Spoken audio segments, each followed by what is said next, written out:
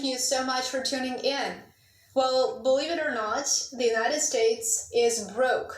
U.S. Senator Tommy Tuberville just said the quiet part out loud in a video that I'm about to play for you. He clearly admits that Social Security and government spending, and I quote here, "It is all a scam." Those are his words.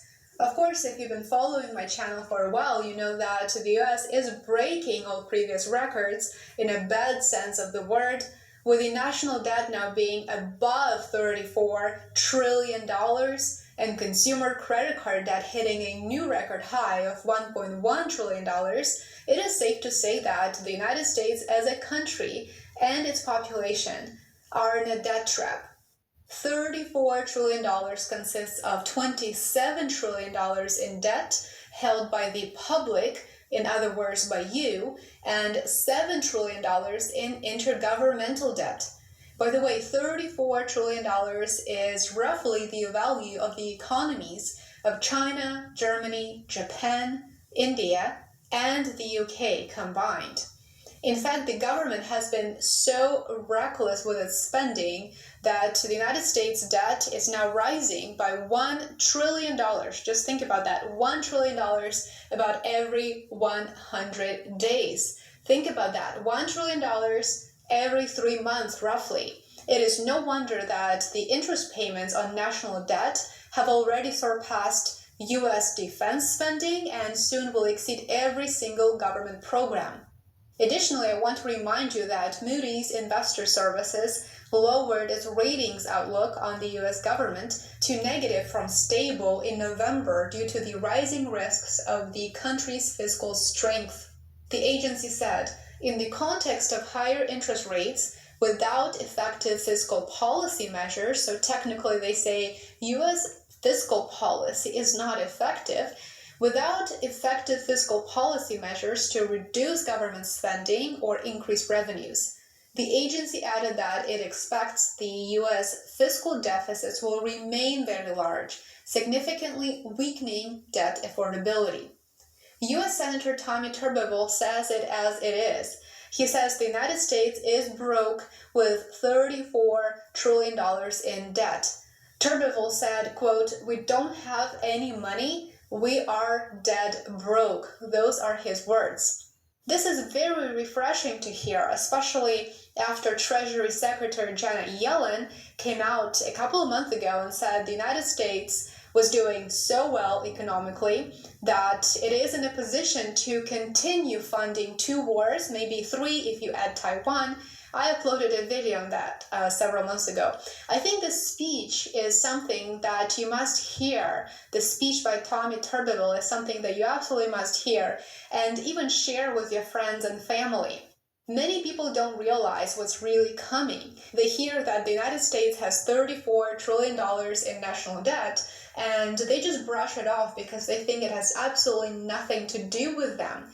But it does. It doesn't just affect us. Right now, it affects future generations here in the United States, whose quality of life will gradually decline precisely for this reason.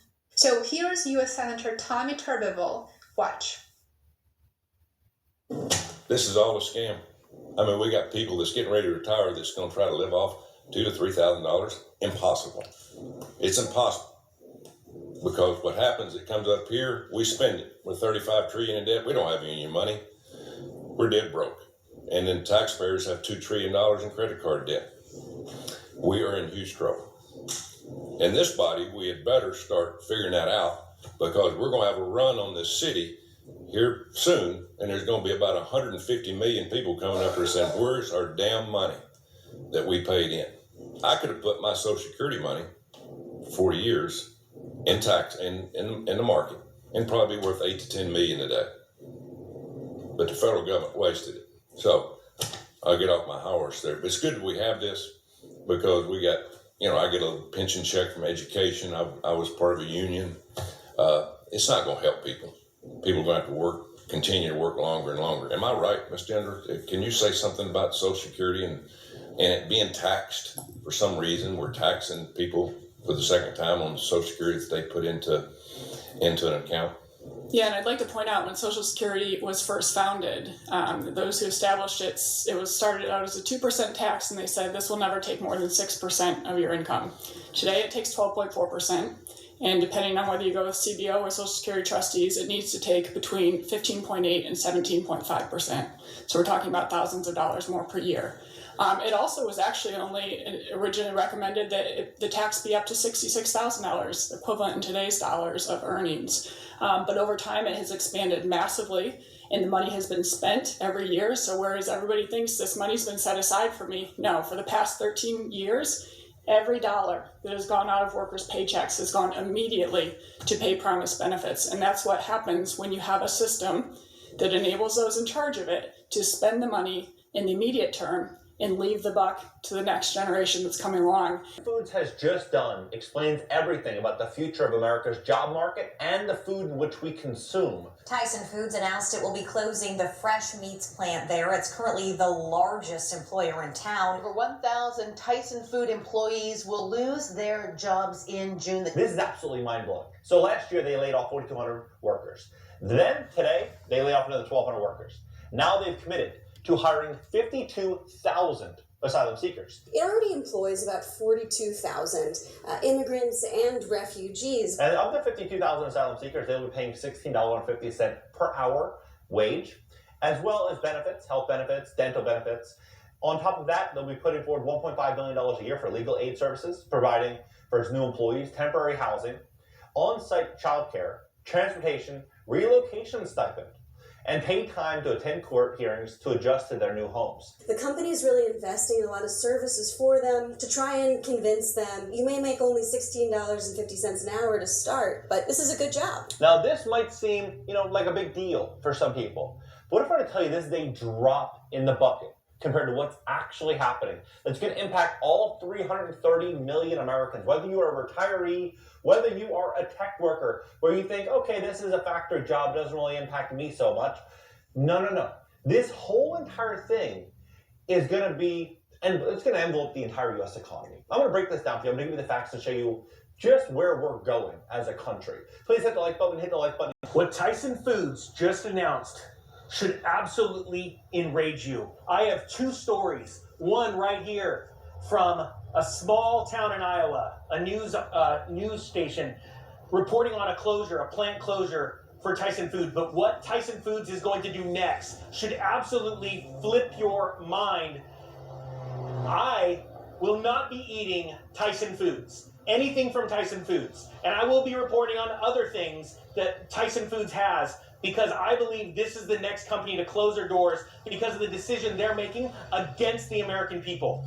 Let's start with this story, and then the next story that I've got from a subscriber, an awesome subscriber, Kevin, the Weed Man, is going to blow your mind. This is out of the Des Moines Register. The Tyson plant in Perry, Iowa is closing after 61 years. What we know about its plans. By the way, if any of you awesome subscribers pass by me, feel free to honk your horn.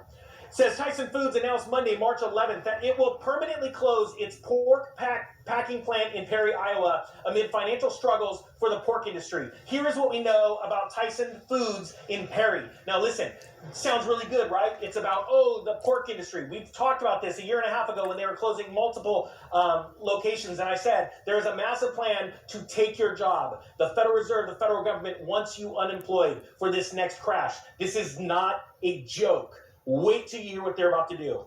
It says, how many people will lose their jobs when Tyson closes in Perry? It says, as the largest employer in Perry, Tyson employs over 1,276 people. The closure is expected to leave all employees, all of them, without work. Again, they are the largest employer in this town of Iowa. It will decimate this town. Okay? Think of that for a second. Wait till... When will the Tyson plant close? Perry Mayor Dick Kavanaugh said Tyson officials told him the plant will shut down June 28th. A Tyson worker also said that this was the time frame given at a meeting Monday, where the Tyson, why is it closing its plants? I said honk your horn. I didn't mean like send off your alarm. Of course, it's during a live stream. Says Tyson didn't say why the Perry plant is closing, but two things stand out about this plant. its age at 61 years for the main facility, and according to industry analysts, its size, which doesn't lend itself to efficiently increasing an increasing second shift.